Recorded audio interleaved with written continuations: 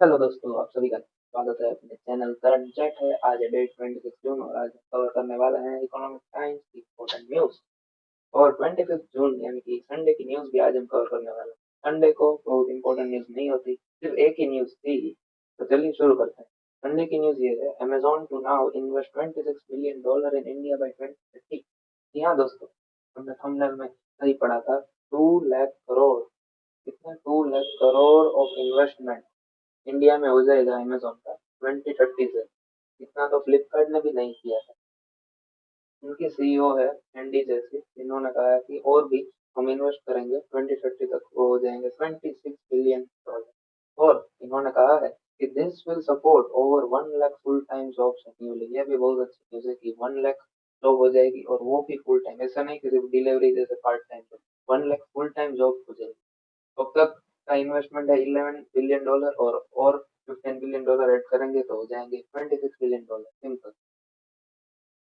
और इसमें मैं आपको फैक्ट बता दूं, अमेजोन का 75%, आपको नहीं दिख रहा होगा, अमेजोन का 75% रेवेन्यू किससे आता है? अमेजोन से नहीं, अमेजोन वेब सर्विस, जो कि दुनिया की सबसे बड़ी वेब सर्विसिंग की कंपनी है।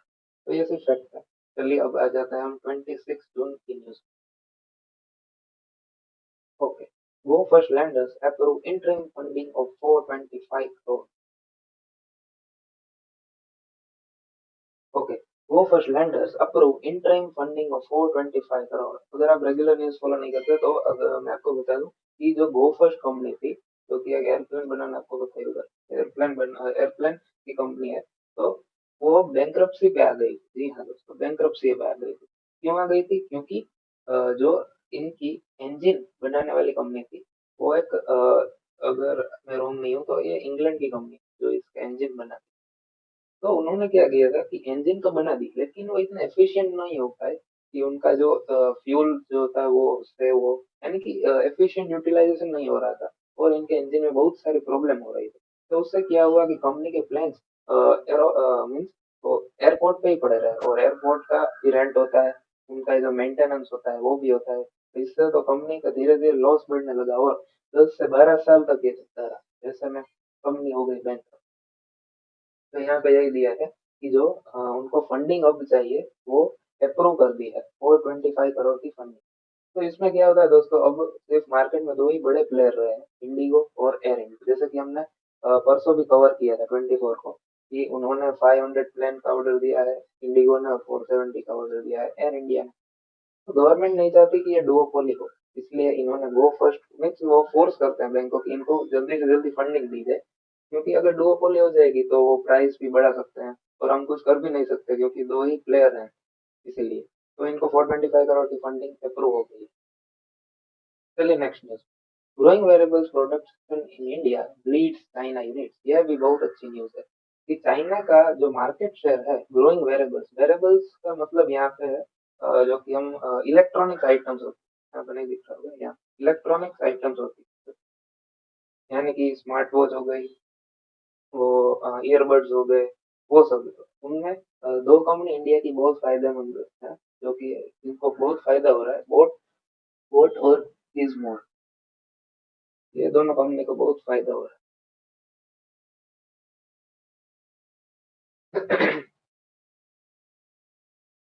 और यहाँ पे डेटा दिया गया है कि 8,000 crore of variables manufacture in FY 23, जो कि बहुत बढ़िया है।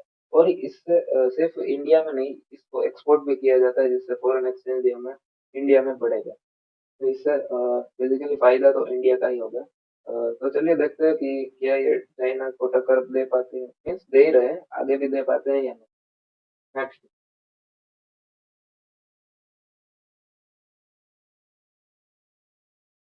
हाँ, ये सब वो पॉलिटिक्स वाली न्यूज है, तो इसमें सिर्फ ये एक फैक्ट आप जान लो दोस्तों कि अभी मिस्टर नरेंद्र मोदी गए हैं इजिप्ट, और उनके प्रेसिडेंट का नाम सिर्फ आप जान लो, LCC। हाँ, थोड़ा अजीब है, कोई बात नहीं।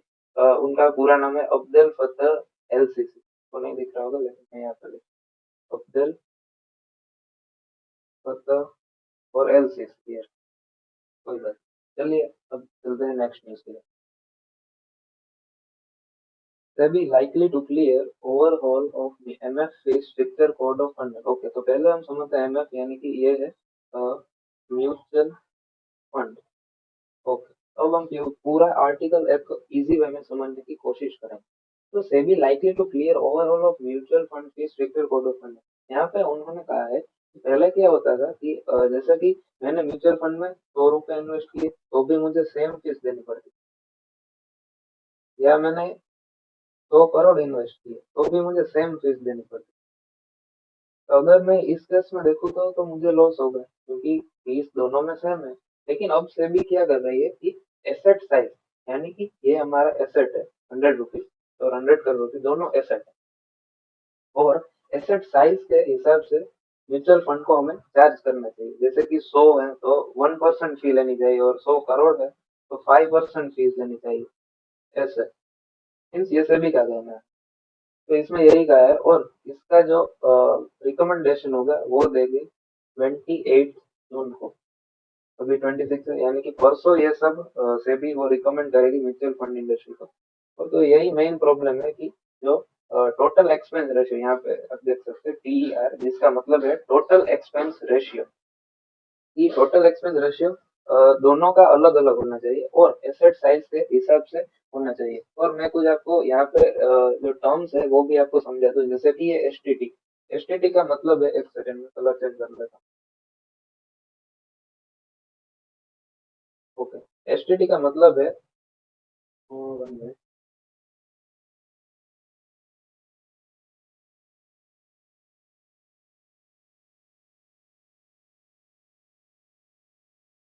Security transaction tax. जैसे कि मैंने शेयर्स हैं वो बाय और सेल किए तो उस पे जो टैक्स लगता है वही होता है सिक्योरिटी ट्रांजैक्शन टैक्स। तो वो भी उसमें भी थोड़ा वो टैक्स होगा वो कम हो जाएगा, जिससे जो टोटल एक्सपेंस रेशियो है वो भी कम हो जाएगा। तो बेसिकली जो इनका पूरा मोटो है सेबी का वही है कि म्यूचुअल फंड इंडस्ट्री में इन्वेस्टर बढ़े, क्योंकि इससे फायदा तो गवर्नमेंट को ही होगा क्योंकि उनको तो टैक्स मिलेगा। जितने ज्यादा इन्वेस्टर बढ़ते रहेंगे उतना ही गवर्नमेंट को टैक्स बढ़ता रहेगा। वही मेन मोटो है, क्योंकि सेबी भी वैसे तो गवर्नमेंट ही है ना, उनको भी टैक्स चाहिए, उनको भी चलना है। इसीलिए मेन मोटो यहाँ पे पूरे आर्टिकल में यही कहा गया है कि एसेट साइज के बेस पे हम उनका जो पूरा फीस स्ट्रक्चर है म्यूचुअल फंड का वो हम डिसाइड करेंगे, और जिससे म्यूचुअल फंड का जो ओवरऑल कॉस्ट होगा वो कम हो जाएगा। कॉस्ट अगर कम हो जाएगा तो ज्यादा से ज्यादा इन्वेस्टर आ जाएंगे, और जब इन्वेस्टर ज्यादा आएंगे तो टैक्स भी गवर्नमेंट को वैसे ज्यादा मिलेगा। तो बढ़ते हैं हम नेक्स्ट आर्टिकल पे। तो जल्दी हम बढ़ते हैं नेक्स्ट न्यूज की तरफ। हाँ यार, ये भी बहुत अच्छी न्यूज़ है। Foreign investor buy into India story again, he is monetize bat. तो अभी क्या हुआ है कि मैंने आपको परसों ही वो मीनिंग समझाया था, डिफरेंस बिटवीन एफडीआई और एफआईआई। तो यहाँ पे एफआईआई की बात की गई है, फॉरेन इंस्टीट्यूशनल इन्वेस्टर, कि उन्होंने फिर से इंडिया में इन्वेस्ट करना शुरू कर दिया है। ये आप देख सकते हैं, ये पूरा चार्ट है, इसमें सेलर्स लिखा है लेकिन ये जो सेलर्स है वो इंडियन सेलर्स है। पिरामल एंटरप्राइज का नाम सुना होगा। तो क्या होता है कि जो ये सब कहलाते हैं DII, या एक सेकंड में लिख देता हूँ, DII, डोमेस्टिक इंस्टीट्यूशनल इन्वेस्टर। तो जब ये लोग सेल करते हैं तो किसी ना किसी को तो खरीदना ही पड़ता है। तो ये अगर सेल करेंगे तो किन्होंने बाई किया है वो मेन होता है। तो बाई किया है यहाँ पे FII ने, तो ये भी एक पॉजिटिव साइन है इंडिया के लिए। तो ये सब कंपनीज के नेम है जो कि सेल सेल किए हैं इन्होंने, और बहुत सारे फॉरेन इंस्टीट्यूशनल इन्वेस्टर ने ये यही स्टॉक बाई कर लिए। तो मीन्स सिर्फ पैसा यहाँ से यहाँ हुआ है और इन्वेस्टर बदल रहे हैं। तो इसमें लिखा है कि मोर देन 20,000 करोड़ इतना FII ने हमारे इंडिया में अभी इस मंथ में बाई किया है, जो कि हाईएस्ट एवर है। तो ये सब तो रोज चलता रहेगा, लेकिन ये हाईएस्ट है इसलिए मैंने यहाँ पे कवर कर दिया। ओके, तो चलते हैं नेक्स्ट न्यूज की तरफ।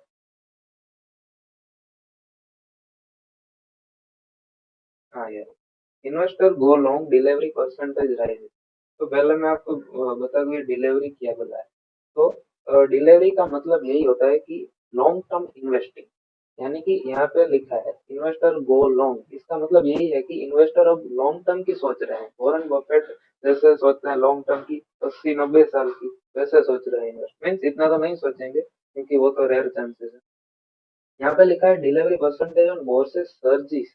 To 50%, over 50% amid higher trading volume.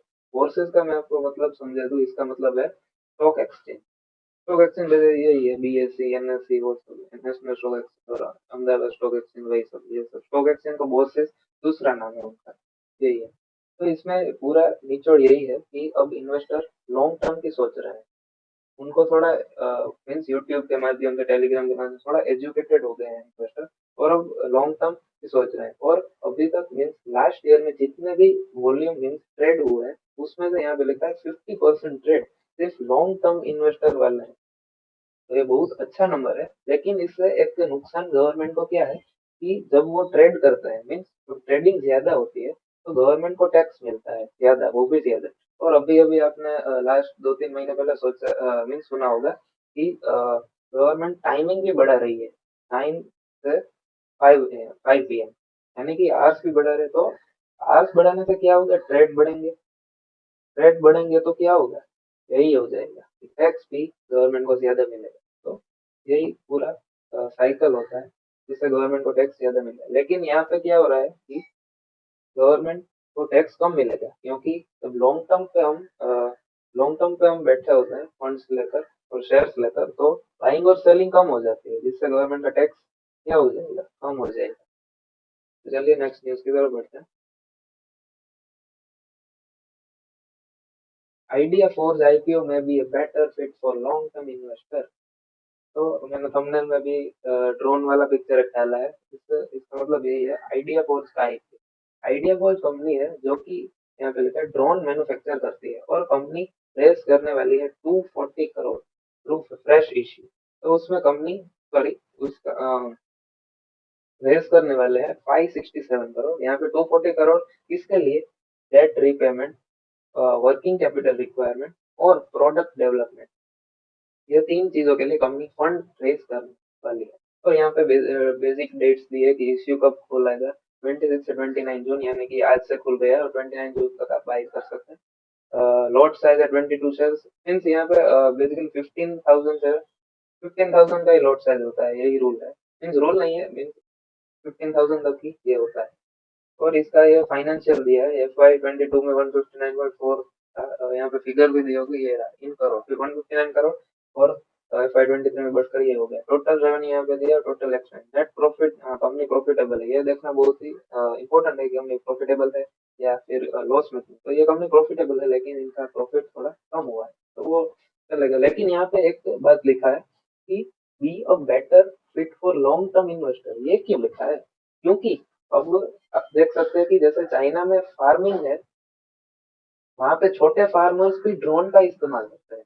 तो इंडिया ने भी सोचा कि हम भी क्यों ना ड्रोन्स का इस्तेमाल करें, मीन्स फार्मर्स को एनकरेज करें कि आप भी ड्रोन्स का इस्तेमाल करो, क्योंकि इससे कॉस्ट जो होता है वो बहुत कम हो जाता है।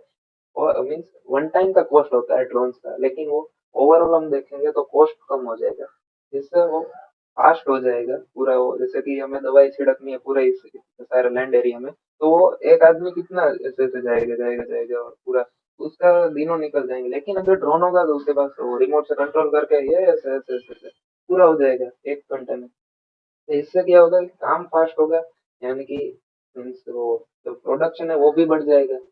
तो इससे जो माल न्यूट्रिशन और वो सब पॉवर्टी वो सब थोड़ा थोड़ा कम हो जाएगा। तो इससे वो पूरा प्रोसेस होता है वो, लेकिन ये लॉन्ग टर्म का है। तो यहाँ पे यही लिखा है कि लॉन्ग टर्म इन्वेस्टर के लिए फिट। और हमने देखा कि डिलीवरीज भी बढ़ रही है, तो आप इसे इंटरकनेक्ट कर सकते हैं। ओके, तो चलिए हम बढ़ते हैं नेक्स्ट न्यूज की तरफ। ओके, तो बढ़ते हैं न्यूज की तरफ। ओके, तो तीन बढ़िया न्यूज है। तो पहले गवर्नमेंट पोर्टल और अनक्लेम डिविडेंड शेयर बाय फरवरी, ये बहुत ही अच्छा है, क्योंकि जो यहाँ पे डेटा दिया गया 5 to 6 crore of unclaimed amount is with government. जैसे कि मैं आपको पहले ओवर ही देता कि जैसे कि मैंने कोई शेयर्स लिए, पहले लिखा होगा, हाँ, जैसे कि मैंने कोई शेयर्स लिए, उसका जो कैपिटल अमाउंट है और जो डिविडेंड, वो दोनों मेरा होता है।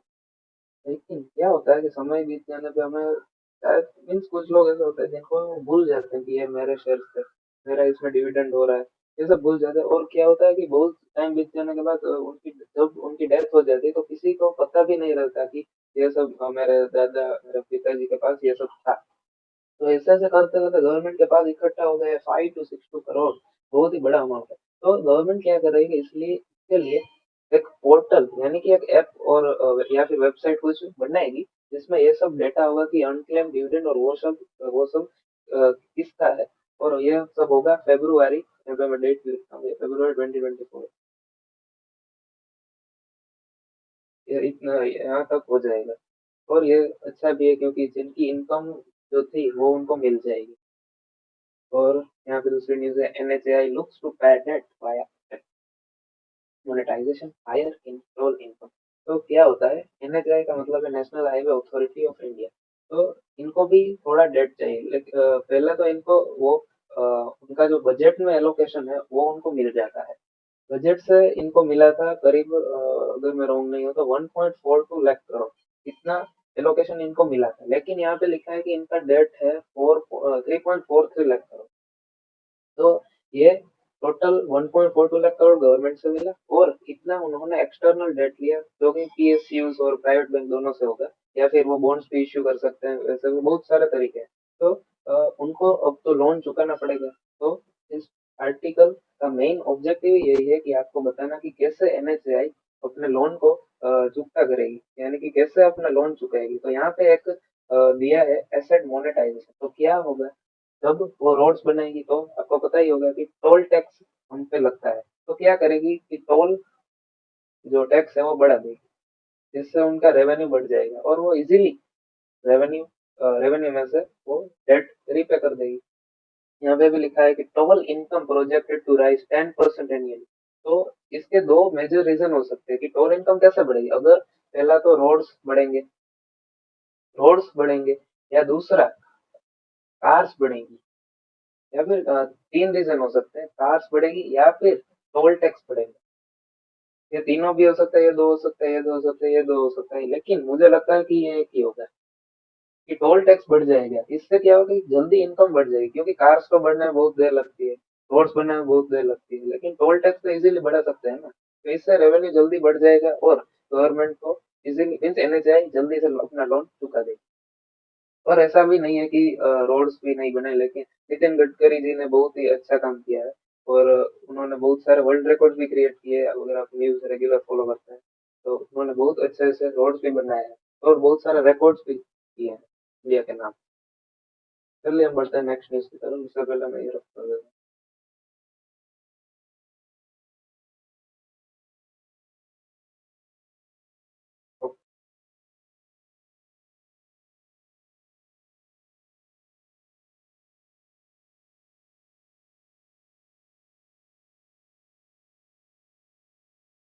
India tax exceeding WTO farm scopes limit. तो इसमें क्या है कि जो WTO, मैंने परसों भी आपको कहा था कि वर्ल्ड ट्रेड ऑर्गेनाइजेशन, जो कि GATT general agreement for trade and tariff से अलग होकर बना था 1995 में।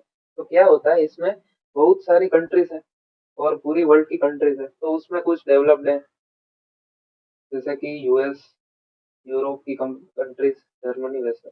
और कुछ कंट्रीज डेवलपिंग है जैसे कि इंडिया, चाइना। चाइना वैसे डेवलप में भी आ सकती है, लेकिन हम डेवलपिंग में लिखेंगे। साउथ अफ्रीका वैसे। और कुछ है अंडर डेवलप। अंडर डेवलप में आती है जैसे कि अफ्रीकन नेशन में बहुत सारी अंडर डेवलप कंट्रीज है, यूरोप में भी है ऐसा नहीं है, लेकिन मोस्ट ऑफ अफ्रीकन की कंट्रीज आती है। तो इस आर्टिकल में यही कहा गया है कि जब फूड क्राइसिस होते हैं तो मोस्ट अफेक्ट कौन होता है, ये अंडर डेवलप कंट्रीज, क्योंकि उनके पास रिसोर्स नहीं है। थोड़ी खेती भी वहां पे कम होती है। मोस्ट ऑफ रीजन है कि टेररिज्म, रिसोर्स नहीं होना, वही रीजन है। लेकिन मोस्ट अफेक्ट कौन होता है, अंडर डेवलप कंट्रीज। तो इंडिया क्या बोल रहा है कि वर्ल्ड ट्रेड ऑर्गेनाइजेशन को कुछ सब्सिडी देनी चाहिए। देखो IMF, वर्ल्ड बैंक ये सब तो हेल्प करेंगे, लेकिन ये ऐसा नहीं होगा कि पूरी कंट्री को इससे हेल्प हो जाएगी, ऐसा तो नहीं होगा। कुछ कुछ पार्ट्स कंट्रीज के ही हेल्प होंगे। तो वर्ल्ड ट्रेड ऑर्गेनाइजेशन है, तो जब एक कंट्री दूसरी कंट्री को, जैसे कि इंडिया ने, US है ना, ये अफ्रीकन नेशन को कुछ मीन्स वो जब उनका एक्सपोर्ट करते हैं एग्रीकल्चर प्रोडक्शन, तो वो एक्सपोर्ट किया। तो इसमें इंडिया बोल रहा है कि अगर यूएस अफ्रीकन नेशन को एक्सपोर्ट कर रहा है और फूड क्राइसिस है, अंडर डेवलपमेंट, तो कुछ सब्सिडीज देनी चाहिए। यही मेन है इस आर्टिकल का पूरा नीचे कि सब्सिडीज देना चाहिए। और ये इंडिया की तरफ से बोल रहे हैं, अभी नरेंद्र मोदी वहां पे थे, इसीलिए उन्होंने ये प्रस्ताव रखा है। देखते हैं कि ये फॉलो होता है या नहीं। ओके, नेक्स्ट न्यूज की तरफ बढ़ते हैं। ओके, तो नेक्स्ट न्यूज, हाँ ये, तो ये थोड़ी बहुत थोड़ी नहीं बहुत ही बुरी न्यूज है। इंडिया में Indian startup are struggling to survive. ये बहुत इंपॉर्टेंट शब्द है, सर्वाइव। सर्वाइव करने के लिए भी इंडियन स्टार्टअप सब बहुत ही स्ट्रगल कर रहे हैं। तो बेसिकली कोई भी ऑर्गेनाइजेशन होती है, चाहे वो नॉट फॉर प्रॉफिट हो, एनजीओ या फिर गवर्नमेंट, उसमें तीन फेज होता है: सर्वाइवल, प्रॉफिट और ग्रोथ। पहले कंपनी एक सर्वाइवल मोड में होती है, जिसमें कंपनी का लॉस भी नहीं होता और प्रॉफिट भी नहीं होता। थोड़े इंटरेस्ट के एक्सपेंस भी कंपनी निकाल देती है इससे, मीन्स टिके है इससे। प्रॉफिट में तो आप समझ गए कि प्रॉफिट होता है, और ग्रोथ में पूरा एक्सपेंशन हो जाता है। तो इसमें कहा गया है कि इंडियन स्टार्टअप सर्वाइव करने के लिए भी स्ट्रगल कर रहा है। तो ऐसा क्यों है? क्योंकि इंडियन स्टार्टअप्स को एक proper proper product market fit नहीं मिल रहा है। और यहाँ पे एक डेटा गिवन है, over the past 12 to 18 months around half a dozen, यानी कि पूरे 6 स्टार्टअप्स, यहाँ पे आप नाम देख सकते हैं, 6 startups sector which had collectively raised, इन्होंने रेज किया था $12 मिलियन, यानी कि अप्रोक्स कितना हो गया, 100 करोड़ जितना हो गया। इतने रेज किए थे तो भी बंद हो गए हैं। इसमें एग्जाम्पल दिया गया है, बहुत सारे एग्जाम्पल दिए गए हैं, जैसे कि ये रहा पेन सर्कल। ये एक पेट्रोनेट प्लेटफॉर्म जो कि अभी अभी बंद हुआ, इसके को फाउंडर ने भी स्टेटमेंट दिया था, जिसका नाम है जयन नायर। दूसरा एक है ड्रीम एंकर, वो एक कम्युनिटी मोनेटाइजेशन प्लेटफॉर्म था जो कि नितिन कामत से बैक था। और अगर आपको पता नहीं है तो नितिन कामत जेरो था, जो कि ब्रोकरेज प्लेटफॉर्म है, उनके को फाउंडर। तो इनसे बेहतर वो भी कंपनी बंद हो गई है। Corner of intech platform for digital creators has not been active. Pixel cards जो कि क्रेडिट कार्ड फोकस क्रिएटर पे था, वो भी अब क्लोज हो गया है। तो बहुत सारे स्टार्टअप की बड़ी बड़ी कंपनियों से, बड़े बड़े को फाउंडर से बैक्ड थे, वो भी अब बंद हो गए हैं बावजूद इतनी फंडिंग के। तो क्यों हुआ? मेन यहाँ पे रीजन वही लिखा है, प्रोडक्ट मार्केट फिट न मिलने के कारण। Tomato prices double due to heat delayed rainfall. यहाँ पे टोमेटो के प्राइस डबल हो गए हैं, किसके कारण? एक है हिट, दूसरा है डिलेड रेनफॉल। ये पता नहीं डिलेड रेनफॉल तो क्यों दिया है, लेकिन अगर हम गुजरात की बात करें तो उसमें जो बिपरजोय आया था साइक्लोन, उसके कारण टोमेटो प्राइस गुजरात में बहुत बढ़ गए हैं। और हाँ, ये सच्ची है, 100 to 120 पर केजी, जो कि बहुत बड़े। और एक मैं आपको फैक्ट बता दूँ यहाँ पर, कि जो हमारा एक कंज्यूमर प्राइस इंडेक्स जो मैंने आपको समझाया था, उसमें एक फूड कैटेगरी है, फूड एंड वेजिटेबल। उसमें टोमेटो का शेयर सबसे ज्यादा है। टोमेटो का शेयर अराउंड, में अगर रॉन्ग नहीं हूँ तो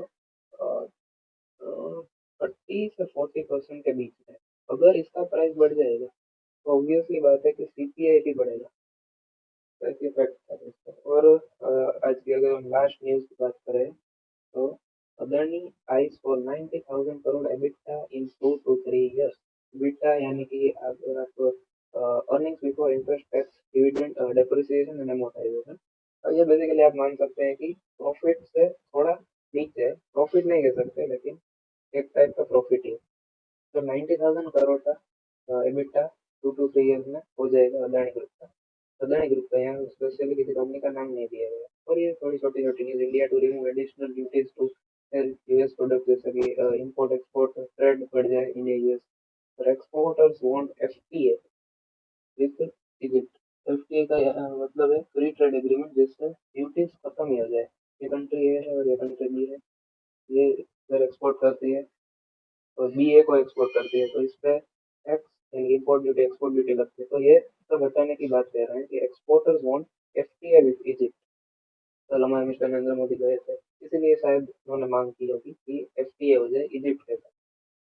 तो जो बेसिकली प्रोडक्ट्स होंगे वो भी कम चीप प्राइस में हो जाएंगे और एक्सपोर्टर्स की इनकम भी बढ़ जाएगी।